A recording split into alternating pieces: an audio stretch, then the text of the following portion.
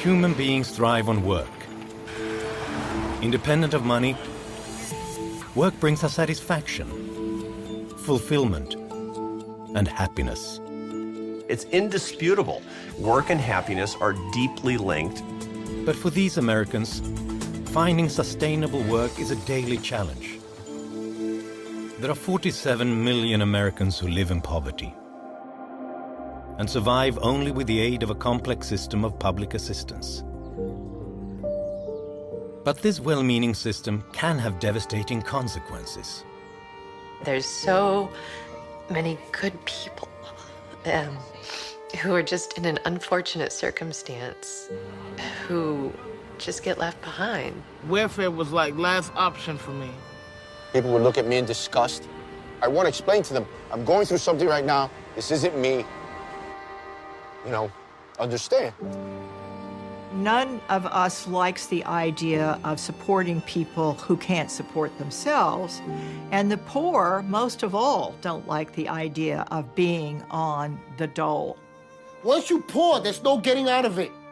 I don't care. There's no getting out of it. You know, a lot better welfare system would be one that allowed people to try to get out without penalizing them. The real cost of welfare is the human cost of welfare. It's not the dollar cost. Each year, the financial cost mounts, as does the human cost of welfare.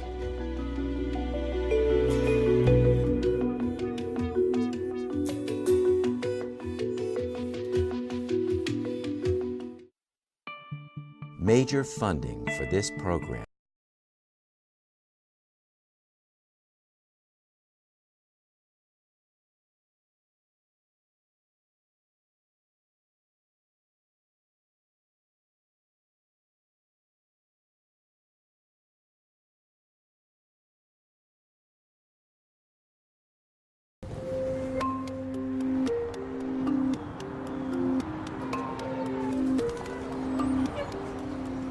Each month here in Washington, D.C., the Bureau of Labor Statistics issues its report on the number of Americans who have gone to work. Work is vitally important to Americans and to everyone, everywhere. It's not just a paycheck. It's an essential component of our self-worth, our confidence, our happiness. I'm Johan Norberg, a writer and analyst from Sweden, and I've long been interested in the dynamic connection between work and happiness. Dignity is found in a hard day's work. On a farm, in a factory, in a shop, or at a desk. But what happens when a person can't find work? Here in the United States and in developed countries all around the world, governments have created welfare programs. Their admirable intention is to help the poor by providing a safety net to help get people back on their feet. But here in the US, research suggests that the various programs in the state and federal system we call welfare often hurt the people they are designed to help.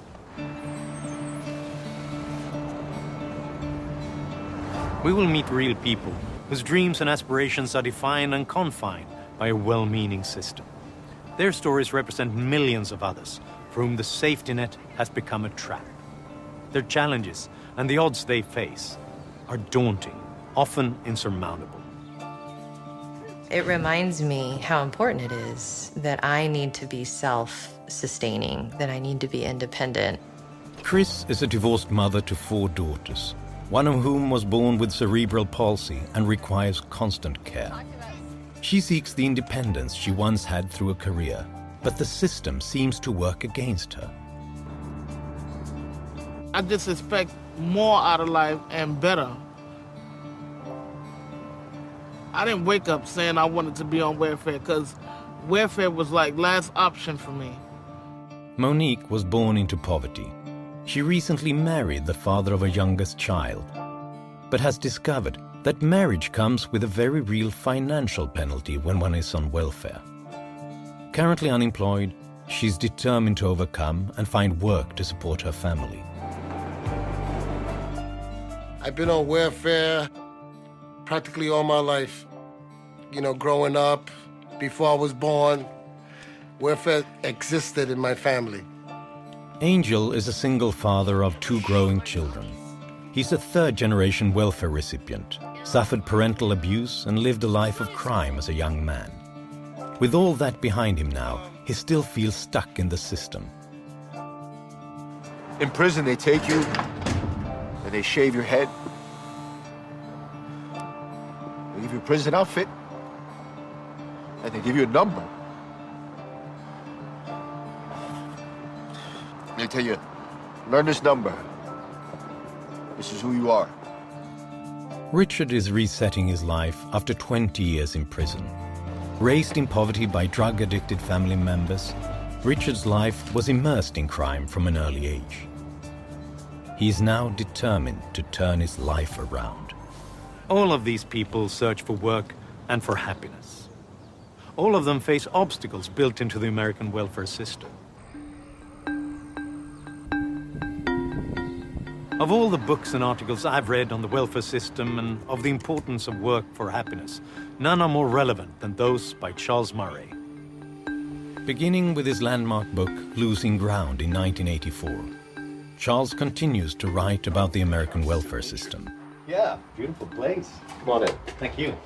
A wise man wrote that the problem with the welfare system is not what it costs, but what it buys. And I think that was you. And it's a nice line, isn't it? Yes, it's much easier to say, let's give people money than let's give people satisfying lives. But you know what? That should be the goal of social policies. Money's the easy part, and so we go with that. But this is something we often miss when we're in politics, when we talk about the welfare system, because it's easy to target a specific material level. I think they're talking way too much about money, and they aren't talking enough about human flourishing. This is my reading of the data as well. When I've looked at life satisfaction in Sweden, you can see that income is not the decisive factor. On no level, it's the decisive factor. We make a big mistake, a huge mistake, if we expect happiness to correlate directly on a one-for-one basis with the amount of money you're making. Wasn't this the classic puzzle in social psychology? Why is it that lottery winners aren't much more happy than the rest of us? Not only are lottery winners not more happy, it is a really good way to ruin your life if your life is not grounded in other things. The happiest lottery winners keep on working.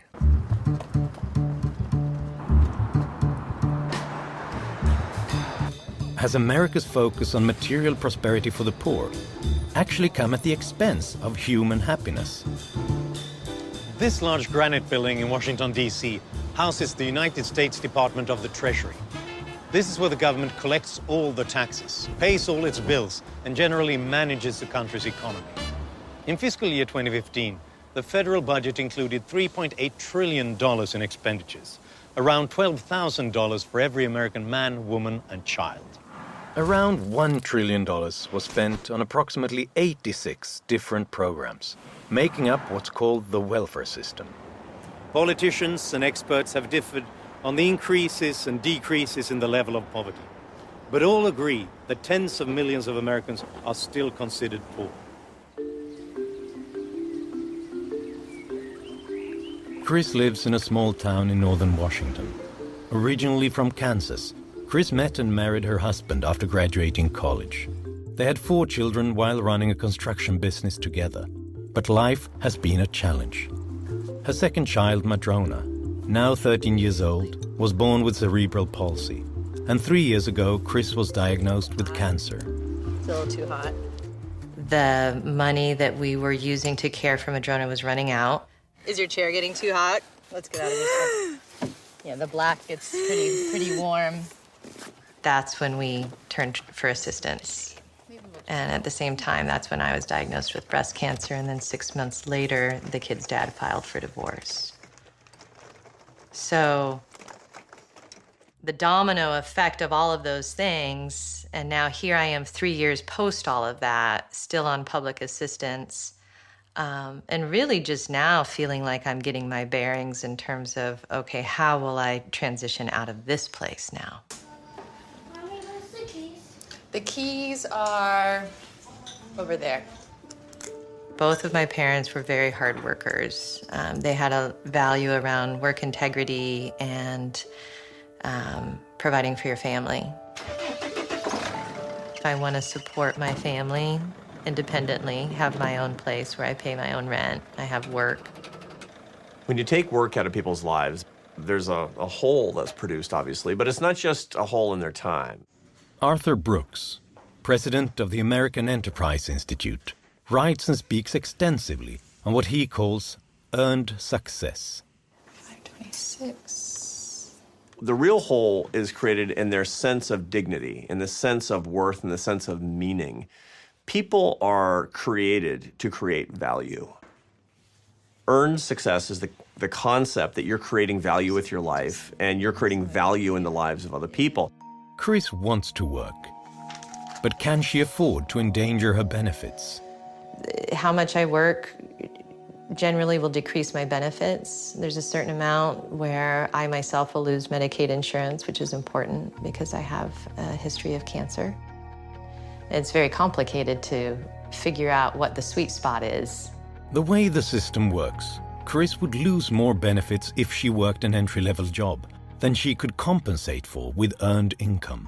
Generally, what I come up with is if I want to support my family independently, have my own place where I pay my own rent, I have work, you know, I need to go from where I'm at now to around $60,000 a year.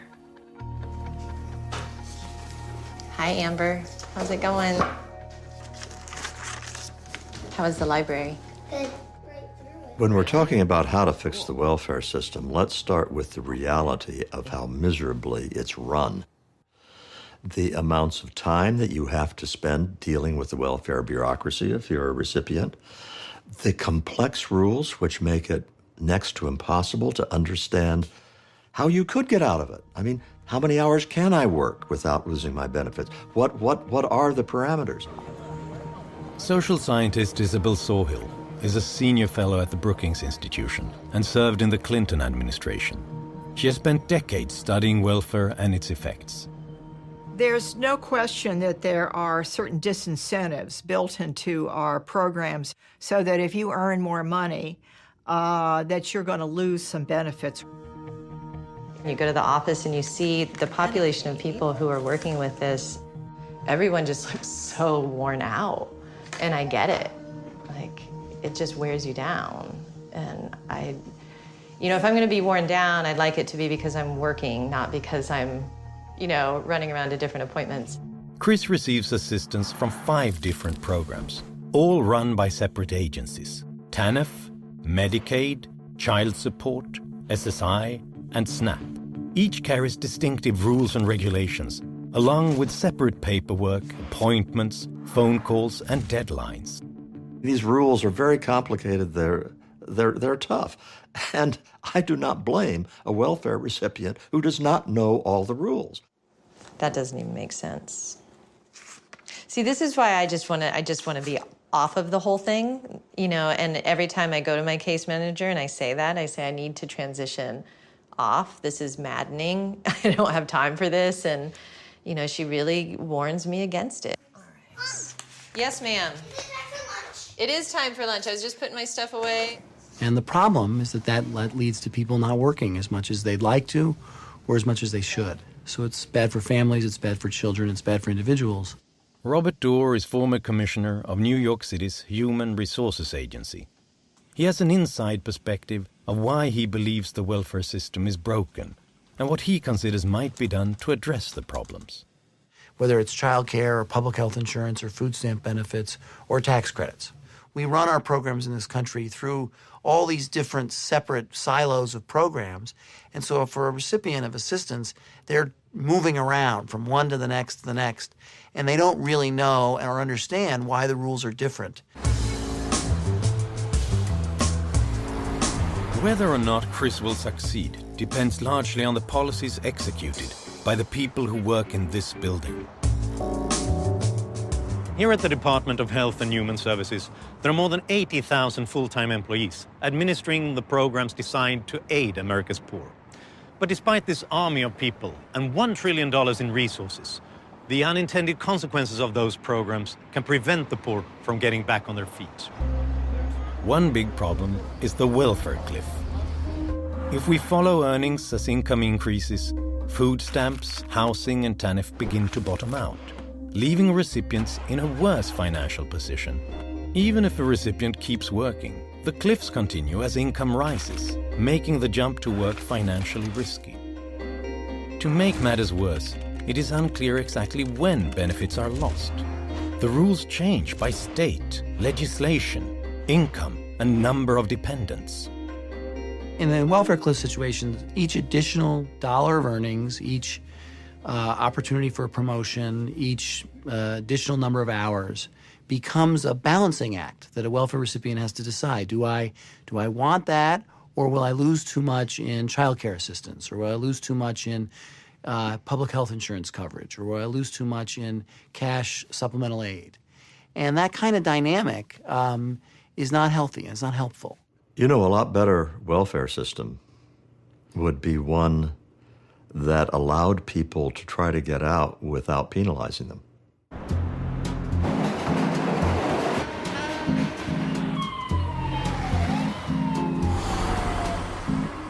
She turned it off. Sam. I mean, she hit snooze. Get up. I told you. You turn up the alarm? Like his mother and grandmother before him, Angel is on welfare. Why? You gotta start getting up, Sam. It's already past 7. As a single father with 2 children, he receives a variety of state and federal government benefits. Nat, start getting up, come on. Usually a father would say, I want my son to grow up like me. I want my son to grow up like his father. No, not at all. Because the way I grew up and the things I've done in the past, if you're going to school by yourself, that's fine. If not, I got to walk Samantha. No, it hurts me to say I don't want him to grow up like me. I want him to grow up and be his own man. I want him to be better than me. All right, you ready? Angel wants to work to support his children. But if a minimum wage job is the best he can get, it may not be worth it. It doesn't make sense to get a minimum wage job. You know, might as well stay on welfare. Because having a minimum wage job, and it's like the same thing as being on welfare. It's little money. Angel feels stuck in the system. His long-term girlfriend, Stephanie, tries to help. I gotta call the housing to find out what's going on with the transfer and everything.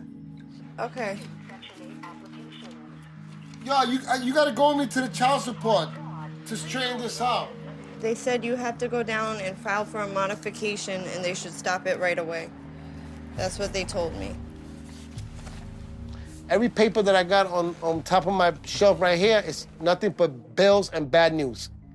There's no good news right there. None. Just bad thoughts go through my mind. Angel Rodriguez, I'm calling from Bronx, New York. It's about helping people be as self-sufficient and independent as they want to be. And unfortunately, our programs right now are not encouraging that sufficiently. N is in Nancy, Q is in Queen, 232, 48 P is in Peter, 1 or T is in Tom? No. T1. T1. T as in Tom, yes. T as in Tom, I'm sorry. Every time you go in for an appointment, they should tell you about jobs. They should have listings on the wall instead of listing like, do you need food stamps? Do you need cash assistance? Things like that. It's ridiculous. No, wait. Okay, well, I was speaking to someone like maybe no more than 5 minutes ago, and she was helping me, but I forgot to give her this account number. I have found in going around the country and talking to low-income recipients of forms of assistance, they say they're good at giving me assistance financially, but they don't help me get a job. Once I start working, welfare's gonna send me a letter saying the same thing. We're gonna cut you off. But I gotta go to work. So I'm not thinking about what welfare thinks right now. I'll worry about that later. Hold on, here. Actually. They can't talk to me. All right. Can I have someone speak for me, please? Because this is just aggravating me. I'm sorry. Today in America, we have a bottom half of the population that effectively has an economic growth rate that's about 0. We can't stand for that. How much we get every 2 weeks from You? PA? It's always a struggle. It's always something else that we can never catch up on. Look around. We see that the poor in this country are not having an increasing standard of living. You find that the bottom 20% of the income distribution has about a third less likelihood of getting to the middle class or above as it did in 1980. Mobility is kind of stagnant in this country, and that's a big problem. A life on public assistance has greatly affected Angel's relationship with Stephanie, and he doesn't want to drag her down with him. Once you're poor, there's no getting out of it. I don't care. There's no getting out of it. Don't waste your time being with me.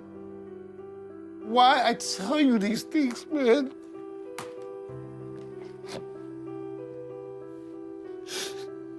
I don't want to drag you down. Don't you understand? Listen, stop. You know, you're really intelligent. You're beyond freaking smart, man. Being poor doesn't make you any different of a person. It doesn't. Angel, it doesn't matter. I could do it alone. I could do it with you. I could do it with anybody else. The reality is, you shouldn't be with someone that's not really doing much for themselves. Not that I'm lazy or anything like that. It's just, I'm stuck. You don't want to be stuck with me. I'm not. I'm helping you get unstuck. It's just this life is embarrassing. I don't like it.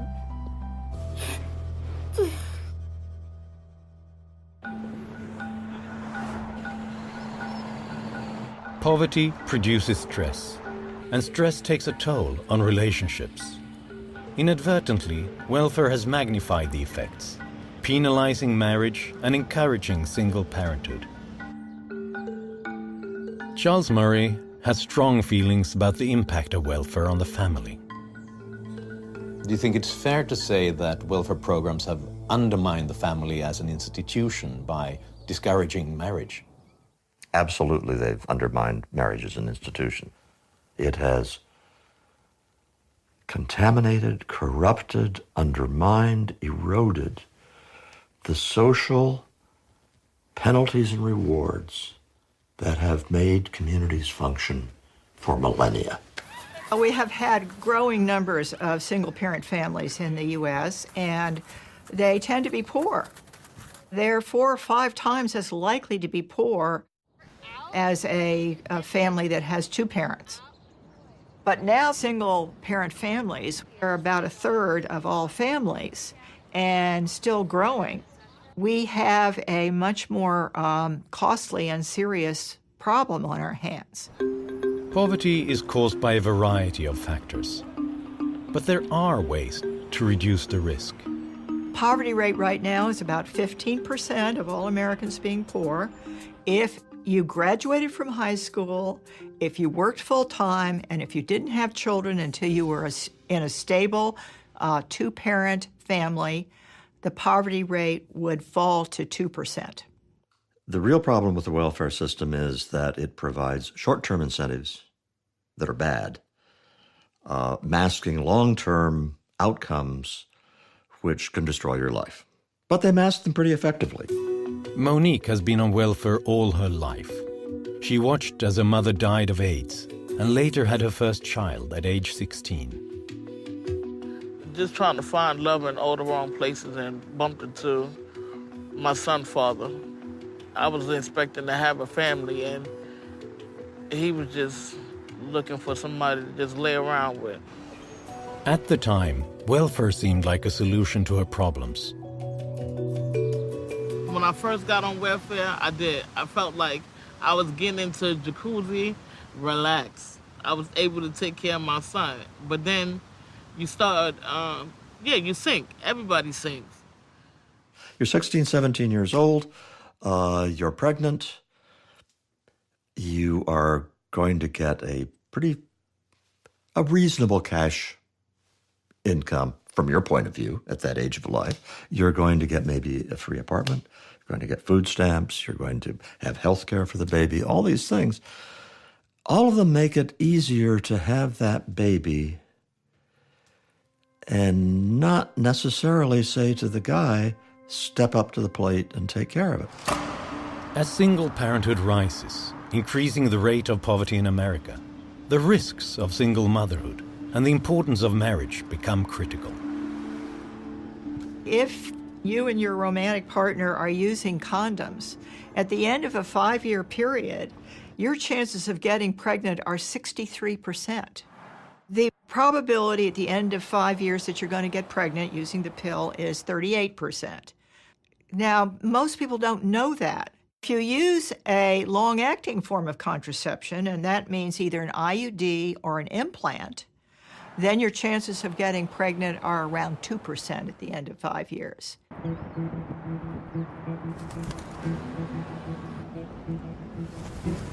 Today, Monique and her children live in public housing on Staten Island in New York City. Until recently, like so many others, Monique was a single mother on welfare. All that changed when she married Keith. I got married because to live as God expects me to. And I try to be honest with public assistance and let them know that we live together and we're married. And we thought that adding him onto the case would benefit us, but we lost out. The short-term incentive is you're probably better off if you don't get married. Terrible long-term incentive, but a perfectly understandable short-term incentive. I know it's hard to find a job nowadays. Yeah, it is. How you think your WIS international interview went? It went all right. It went all right? Yeah. I hope you get it too. Keith used to get like almost $300 in food stamps, and I was getting almost like $600 in food stamps. Well, us together now, we getting like $400 and something in food stamps. It looked like it was better when I had my own case and you had your own food stamp case. Definitely looked better. Because we had more money coming in. More help. The way the system is set up is you're better off single than you are married on public assistance. Well, the welfare system discourages marriage in a very simple way. It combines the income of the two people in the household. So when they're married, both of their incomes count as eligibility factors in determining whether they're going to get assistance. So the more income they have from the combined sources, the less benefits they're going to get. That definitely sends a disincentive to marriage. And that's a troubling fact. Throughout history, as nation after nation has become prosperous, each has developed programs designed to help its poorest citizens at the state's expense. As early as 1889, Chancellor Otto von Bismarck of Germany created an old age pension for workers who could no longer find employment. Helping the poor, it seems, has always been a government concern, and it's likely to remain so. The very beginning of the welfare system was the passage of the aid to dependent mothers early in the New Deal. And you know what? It was perfectly reasonable. What did they have in mind? Frances Perkins was Secretary of Labor at that time, and she had in mind widows. Widows with small children. And they needed help. What is a more natural object of our affection? When the stock market crashed in 1929, the world entered the Great Depression.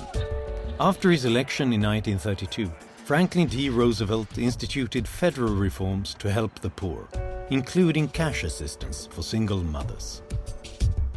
With 20% unemployment in America, massive public works projects strengthen families by providing employment in a difficult time. I pledge myself to a new deal for the American people.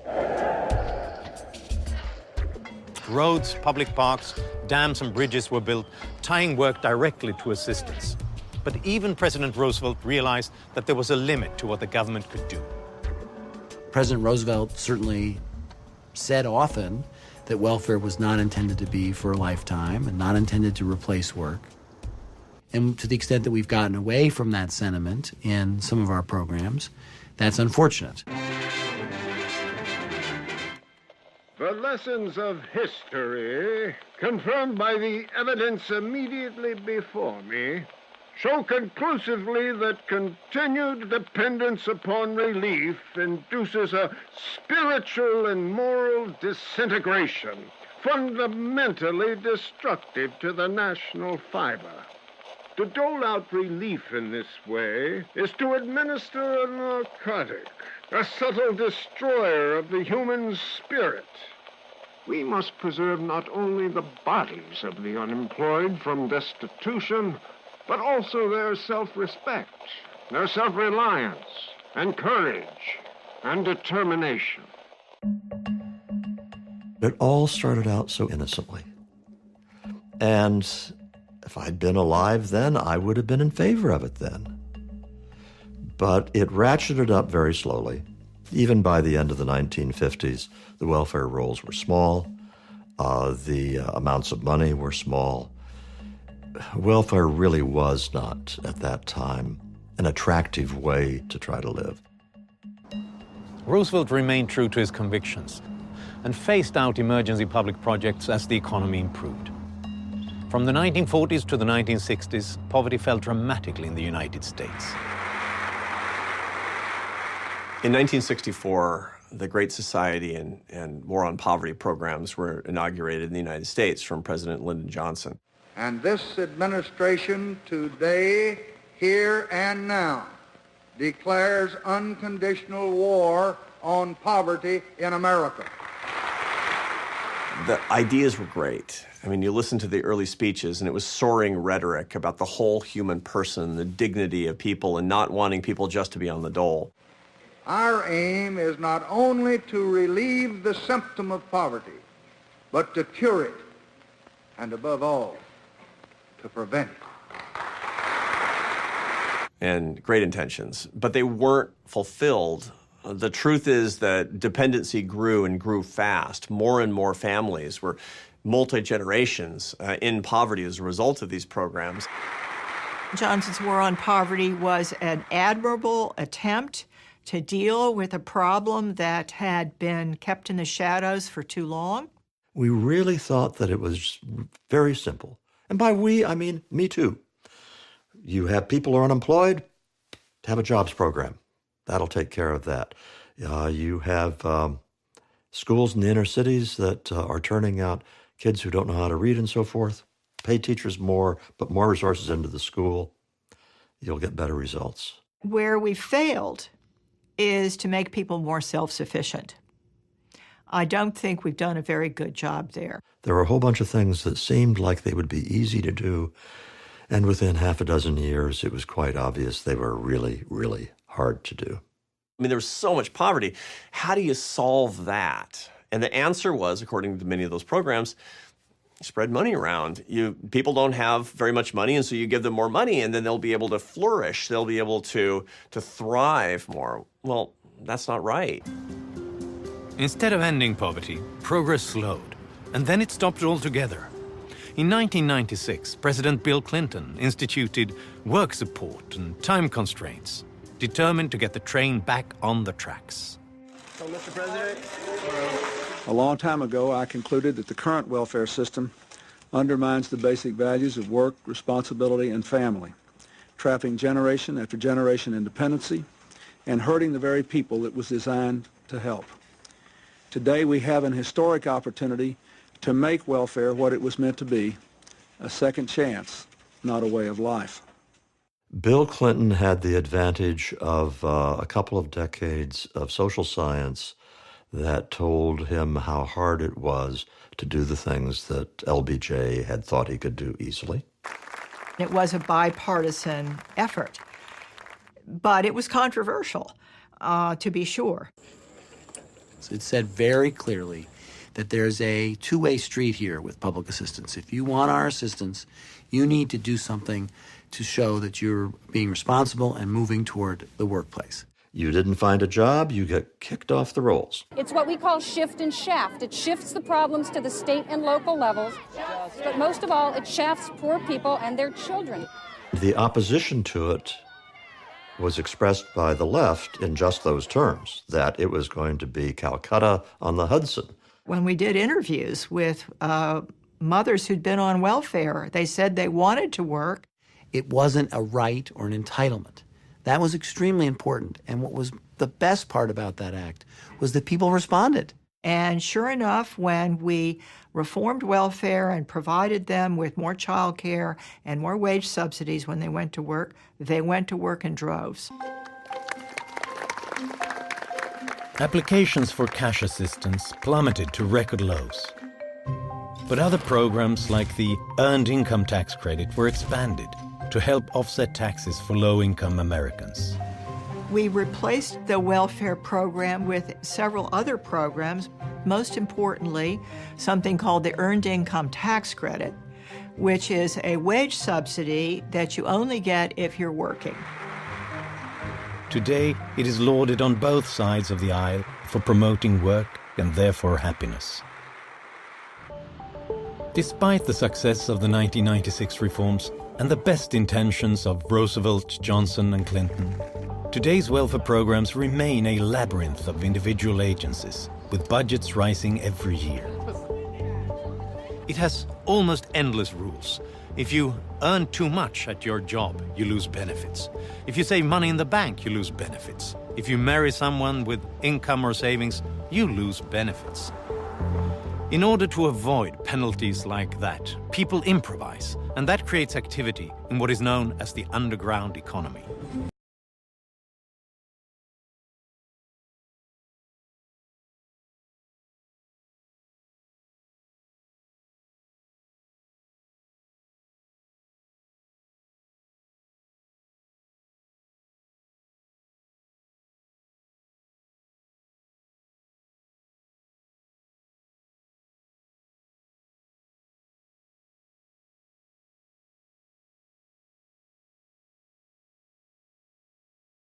Instead, what's happened is that people are using the EBT card to trade in order to receive cash benefits at a discounted rate. Let's just say I got $300 in food stamps. I don't have no cash. I'm gonna keep $200 in food stamps, go to the supermarket, and I'm gonna take $100 in food stamps and turn it into cash. Meaning, this is what welfare don't understand. Out of every 10, the store will take out $3 for themselves and give you the 7. So add it up, out of 100 food stamps, you get 70 in cash. Well, of course, it's understandable. I'm a human being. I understand people in need who face difficulties and make difficult choices. What I want is a government program that is interested not just in providing a voucher for food, but is interested in helping that family grow and prosper through their own earnings and their own labor. And unfortunately, the food stamp program is insufficiently interested in those things. So I'll meet you at 220, all right? Okay? I love you, sweetie. Nobody's watching. I don't like learning those tricks. I don't like knowing those things. I don't. Welfare doesn't have no opportunity. School, training, busting your behind to get a job. That's more worth it. Instead of you being on welfare, which is easy, but be stuck on it for years. You don't want to bring kids into the world and be struggling. Who wants to be struggling with kids? What do you do? Keep on striving. I don't know. And make a better life for the kids, right? A few years ago, unemployed and living in the Bronx, Monique failed to pay her electric bill. Her power was cut off, and she turned to the only resource available, the underground economy. Let's go. It's time to go. My lights was out. I had 2 little kids. I remember my lights went out when I was a kid. I was left in the house by myself in the dark. And I refused to have my kids living in the dark. I had 12 hours to get that bill paid, for them to come out and turn my lights on. I did what I had to do as a woman, as a mother, as a provider. So I came up with a quick hustle, found some drugs in my building, and wound up about 2-3 weeks later, I got arrested. The officers were shocked. They did my fingerprints, found out that was my first time offense. I never did it again. I wouldn't. I'd rather come home with a paycheck, even if I gotta wait a whole week. and do it. I'd rather come home with a paycheck. Welfare policies have created negative consequences. One example is the way in which the poor are penalized for good behaviors, like saving money. Recipients have to spend down savings and dispense with assets in order to get help from the government. Your Social Security number goes through a machine. So let's just say I wind up throwing $2,000 or $3,000 in the bank. That'll ring up, and welfare will know that. And right away, within 2 to 3 weeks, you'll get a letter stating that they're gonna cut you off of welfare. You know, if you don't want to get cut off, you take that money out, spend it on whatever, and welfare will say, show us receipts. You know, bring in receipts. We've set up in our country a situation where too many workers are thinking about multiple ways to avoid working on the books because they either don't want to pay taxes or they don't want to lose welfare benefits. Both of those problems we need to address. But for people like Angel, who can't put their savings in banks, there is always the underground economy. The University of Wisconsin has estimated that as much as $2 trillion may go unreported every year in the underground economy. Some of those activities are illegal, but a lot of the underground activity is simply extra-legal, even entrepreneurial. For example, bartering, exchanging services like car rides and babysitting for food and cleaning services. It may be that the underground economy creates space for opportunities that would otherwise not exist.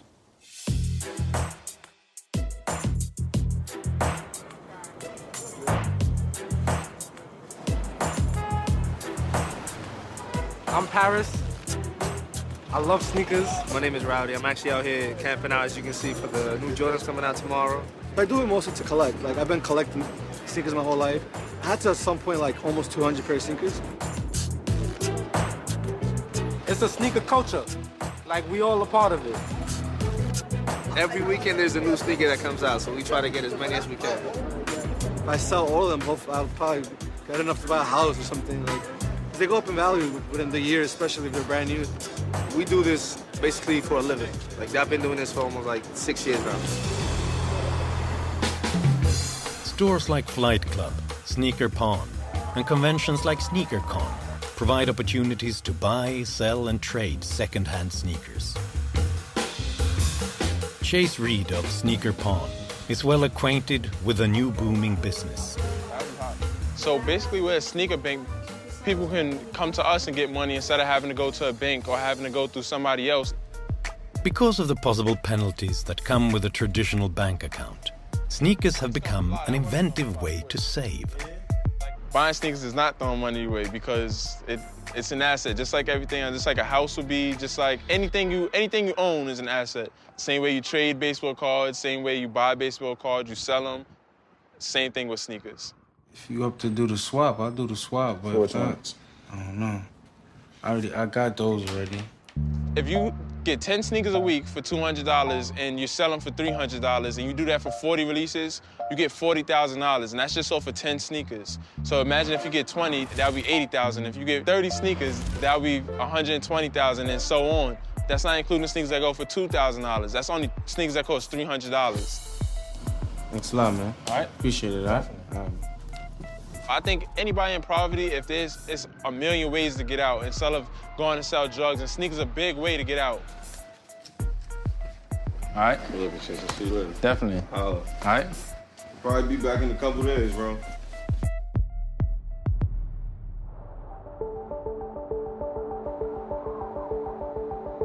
Most agree the best solution to welfare is a job. But instead, poverty programs have spun out of control and have proven difficult to run effectively. One program in New York City could potentially serve as an example for reform. It's a simple, successful model for transitioning the poor into work in the private sector. For these men, work matters, and it's not just about a paycheck. Collectively walking 160 miles every day, in rain, sleet, snow, and heat, they clear nearly 10,000 tons of garbage from New York City streets each year. It's the first job they've had in a long time, and it's part of a training program. But for them, this dirty work is far more than cleaning streets. A bucket and broom have become the first step on a path to a new life in an organization called Ready, Willing and Able. Its co-founder is Harriet McDonald. Our motto is, work works. And what we give people and believe in is a hand up, not a handout. Everybody gives up entitlements as soon as they get here. This is about earning your way to success. Ready, Willing and Able is a 10-month program that begins with 1 month cleaning New York City streets and culminates with a career in the private sector. How's everything? How long are you here now? It is specifically designed to transition men out of poverty, homelessness, and incarceration. The program had an unlikely beginning.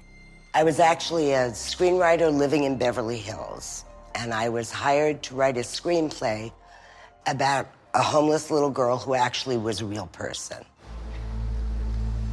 And I'm entering Grand Central, which at that time, there were thousands of homeless people living there. And off this bench pops up this little girl, and that's April.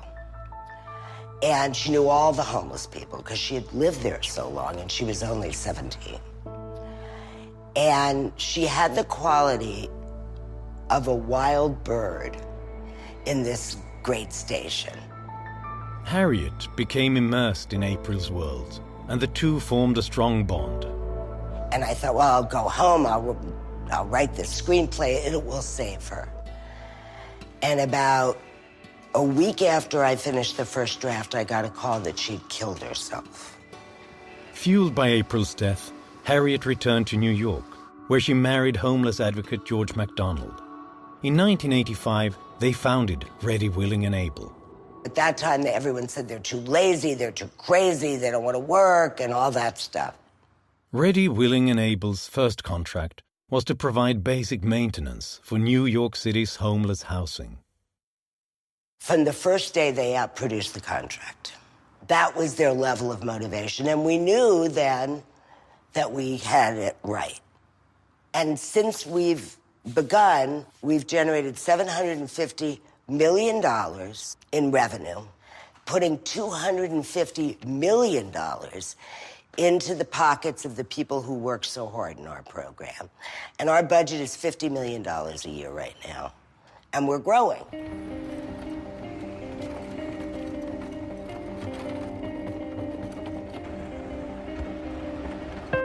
Richard Norrat was born into poverty and introduced to drugs at the age of 8. Good morning.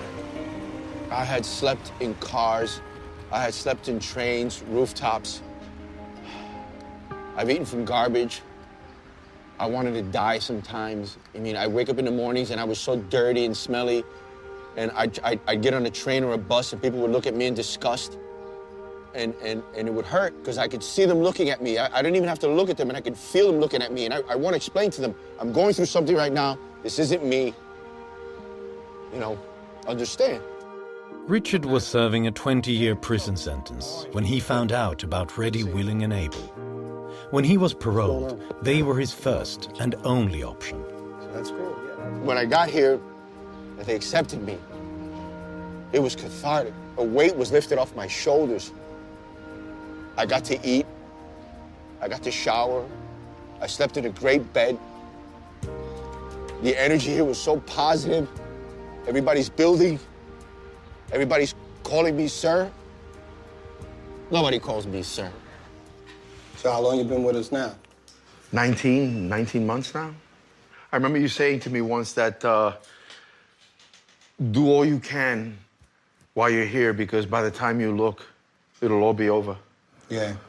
I mean, sometimes when you're recreating and reinventing yourself, it looks so far away. But then when you get involved in the actual work of it, it goes quickly. Well, I worked with Ready, Willing, and Able when I was the Commissioner of Social Services in New York City. And the program is a success because it treats people as individuals who have capabilities and have assets and can go to work and want to go to work. Remember this about our program. Once the word and you come here, You still have to do the work. Yes. You got up every morning. You worked hard every day. You stayed drug-free. You went to class at night. You did everything necessary to recreate yourself. That's what makes us different. It's fantastic. You know? That's real.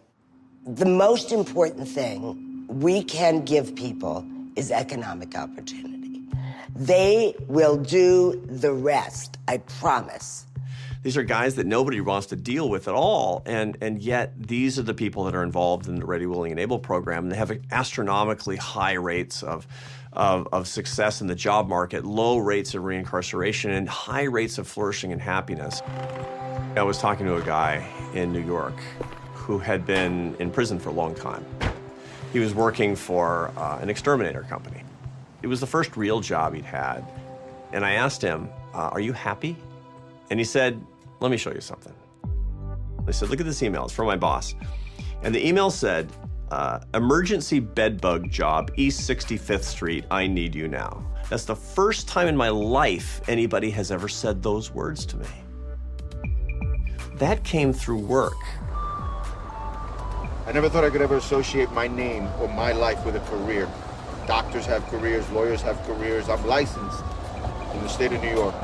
Look at that sight. That's a beautiful view. I'm free. I'm literally free.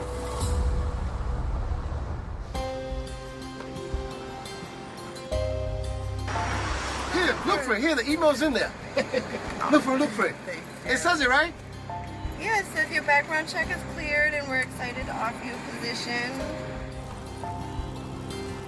The value and joy of work is part of our shared humanity. When persistence meets opportunity, it can lead to redemption. I got a job working for Munchery.com. It's delivering like high-class food. This job really changed me.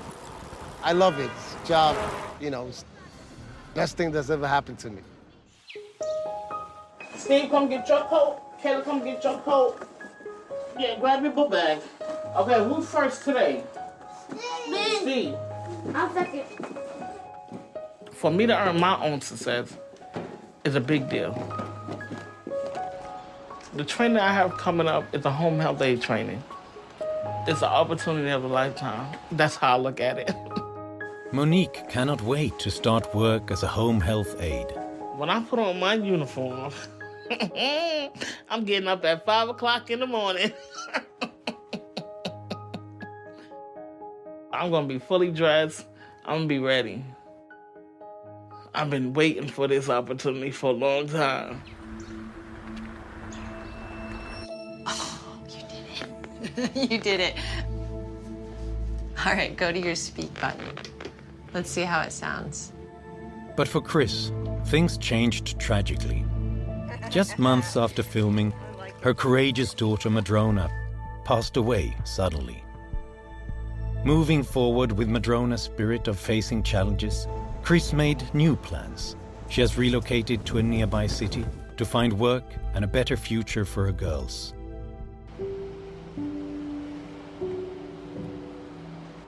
We have learned there's hope in seemingly hopeless cases. To ensure more people have the best chance at happiness, we need to reevaluate our policies and perspectives.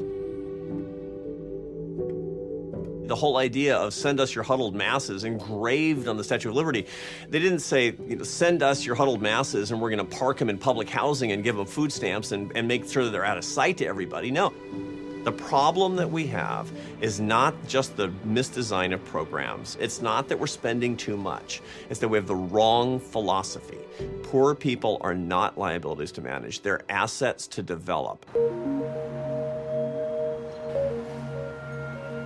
But when we're talking about people who are really struggling and facing difficult times, the objective is not to save more money. The objective is to help more people in the most effective way. We need to rethink the welfare system, not on the basis of how much cash is going to whom, but on the basis of how we can bring earned success and thus greater flourishing and happiness and better true welfare to the people who need it the most. Like so many prosperous countries, America has built a huge and well-meaning bureaucracy to care for its poor and unfortunate. In theory, the government can give you anything. Accept that one thing that gives you self-worth and the respect of others, knowing that you made this happen, that you accomplished this yourself. Until we revise this system, something essential remains missing: the independence and happiness that comes from earned success, from work. That is the human cost of welfare.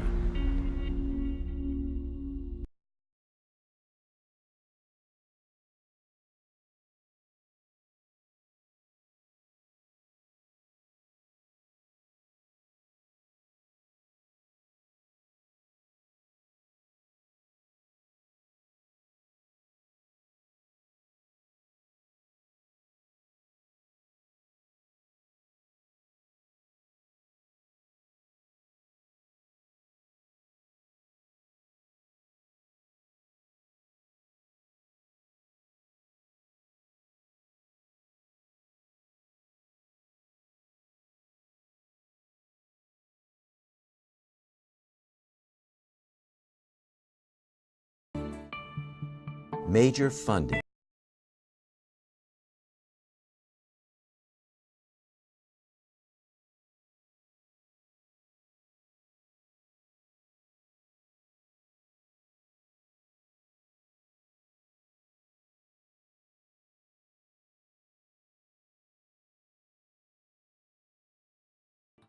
Work and Happiness is available on DVD. For more information or to order a DVD of this program, call 1-800-876-8930 or visit www.freetochoose.net.